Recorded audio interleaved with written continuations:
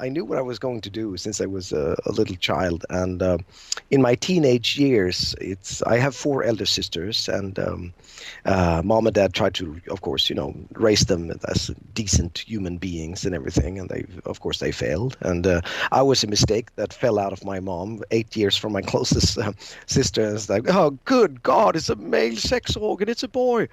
And so I was spoiled to death in many ways, lots of love and attention and occasional Ace Frehley dolls and all kinds of things.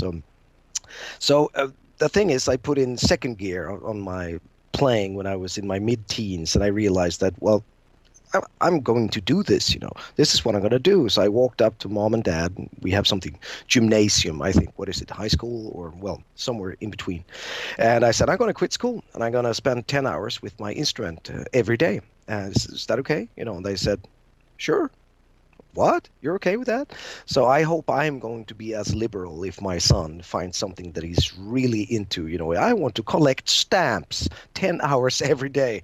Oh, yes, of course. So it was like, yeah, but you've been doing the same thing since you were, 6 years old anyway. So we can't really stop you. It will backfire in a monumental kind of way. So yes, please do go ahead. And so I've lived on this since I was 16 at the time when I quit school, and I've been living on it since I was 19, and only making my strange music. And of course, I've had my share of shitty years, but little by little I started to understand the business, how to make decent money from it, and how to make the money return to you, even if it's really wacky stuff from time to time. I also make slightly more commercial music with Free Kitchen, although it has a twist, and we try to put various elements lurking. It's not obvious what's happening, but if you want to dig deep, you can find South Indian reduction structures in a fairly commercial song or a nasty lyric.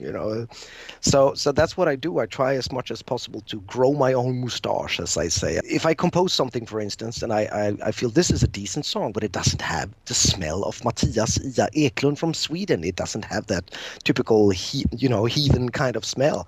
I think long and hard, to dig out who I am and how to get that through in my music and how to make it sound like me. So that's what I've been doing quite a lot, listening back to myself. When I was in my shredding teenage years, I was, flabbergasted when I heard Steve Vai or Yngwie Malmsteen or Tony McAlpine or whatever. I was like, I want to play like that. And then I realized that, well, I have to sort of refine myself, my persona and my playing. So listening back, I realized this is not a singer original note here. All this is somebody else's. Throw it out, get it out. You cannot play an interval that anyone else is doing. So I'm focusing on trying to be me, for better or worse. Sometimes it's like, oh shit, this is me as well. But that was bad. So, but that's really how it is. That's pretty much what I've been doing all the time. I had a 3-month kind of part-time job that was terrible. That's it. Otherwise, and I provide my family a tip-top life in the Swedish woods where we live and have a good time. So that's me. God, I talk a lot.